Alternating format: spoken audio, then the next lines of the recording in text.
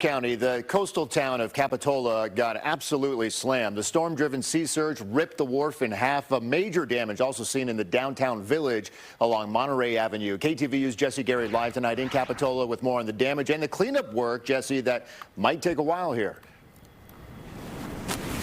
Mike, yeah, that cleanup work that began this morning continues into the evening hours. When we first arrived, they were using front-end loaders to remove large pieces of debris from Monterey Avenue. Tonight, they're using street sweepers to try to clear the last of the mud that's caked the street. However, for businesses like the landmark Zelda's, it's going to take months, not hours, to recover. In Capitola, Thursday's storm surge has transformed the esplanade of the village district into mostly beach with few functioning businesses. Just kind of accepting the damage right now.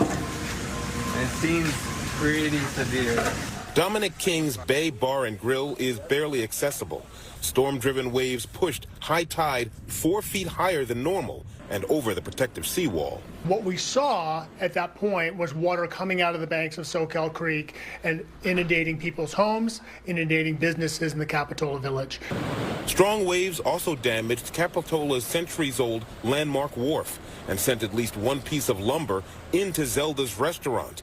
The beachside eatery now has plenty of beach, but no way to open its doors. Upwards of 9 businesses are in the same boat. All the business owners around here are trying to kind of help each other out, just kind of figure out what's going on. I know we have another week of rain,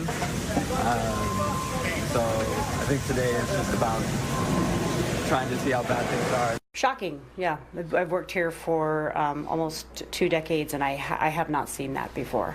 During a morning news conference, Capitola city officials reiterating a mandatory evacuation order for the area remains in effect. We're also looking at the erosion on the cliff sides too, so there was some concern about some of the erosion. So we have crews out kind of taking a look at that and evaluating it. Back at the village, an angry ocean remains a threat to the businesses that have already been damaged and to the ones that are still intact. The type of damage that we're seeing just was worse than anything we thought was going to happen.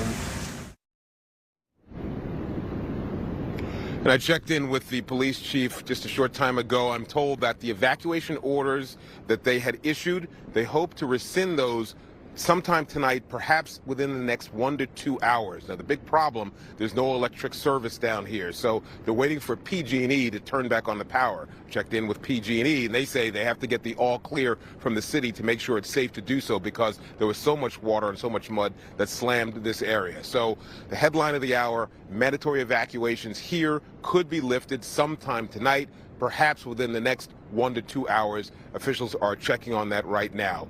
The businesses you see behind me have all been red tagged. I've seen a pickup truck pull up, and they're starting to put up boards behind Zelda's because the back of the restaurant is just open to the elements in the sea. So they're starting to board up the back of the businesses. They're red tag right now. They'll have to check to make sure these businesses are structurally sound. Otherwise, they may have to be taken down. We're live in Capitola. Jesse Gary, KTVU, Fox 2 News. We'll head back to you. A lot of work to do. Jesse, thank you.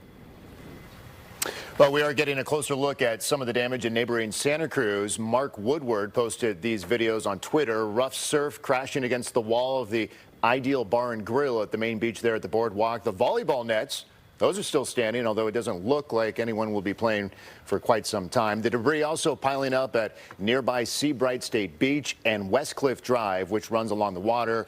Looks more like a river and is expected to be closed for days. Evacuation orders have been lifted in areas of Santa Cruz County where people were told to go to higher ground. People were all allowed to return home in Watsonville. City crews went through evacuated neighborhoods to assess the damage. They say fortunately the situation was not as bad as they had feared.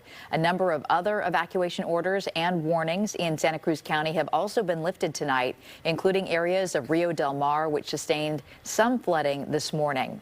And in Monterey